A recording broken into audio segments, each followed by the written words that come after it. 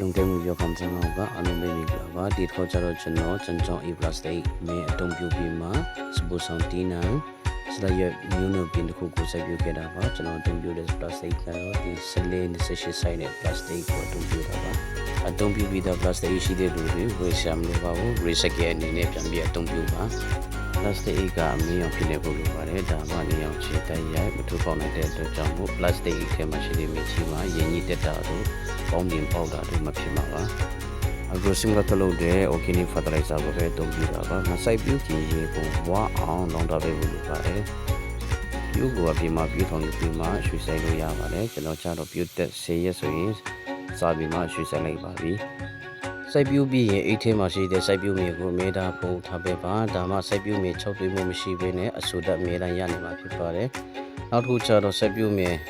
quality အရေးအတွေ့ပို့ပြီးမှကောင်းမွန်လာမှာဖြစ်ပါတယ်စိုက်ပျိုးမြေပုံပေးခြင်းဒီကျွန်တော်တို့ရေလောင်းတက်တာသလိုပေါင်းပြင်ပေါရောက်မှုကိုလည်းအားစီနိုင်မှာပါနောက်တစ်ခုကျတော့ကျွန်တော်စိုက်ပျိုးမြေတွေမှာရှိတဲ့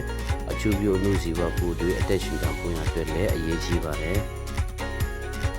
ကျွန်တော်တို့စိုက်ပျိုးမြေမရှိတဲ့လူတွေဒီနီလန်အတိုင်းလိုက်ပြီးမှစိုက်ကြည့်ပါအဲ့နဲ့လည်းကျွန်တော်တို့ဆဲကွက်ပို့တဲ့အထိစိုက်ပျိုးနိုင်ပါတယ်ဒါကရွှေစိတ်ပြီးရပေါင်း20အပြင်တက်တန်35ရက်ရှိပါပြီကျွန်တော်တို့စိုက်ပျိုးမြေကိုခုလိုအမြဲတမ်းပုံထားပေးပါ organic အရာဝတ္ထုဖြစ်ဖို့လိုပါတယ်ဒီအပြင်လည်းအရန်ကိုစားလို့ကောင်းတဲ့စလိုက်ရက်တစ်မျိုးပါ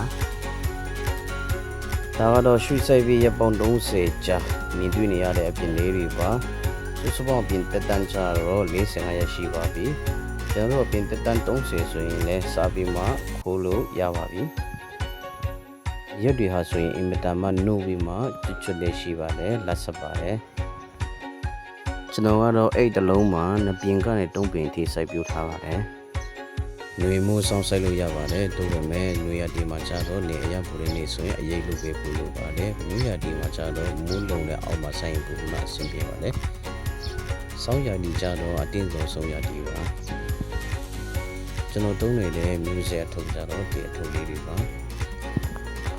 ပေါင်းလုံးကြတော့95ရာခိုင်နှုန်းရှိတယ် JJ Green Blue ဆိုတဲ့စလိုက်ရွက်အပြင်လေးဖြစ်ပါတယ်အားလုံးကိုကျေးဇူးတင်ပါတယ်ရောက်ခဲ့ကြည့်ကြပါစို့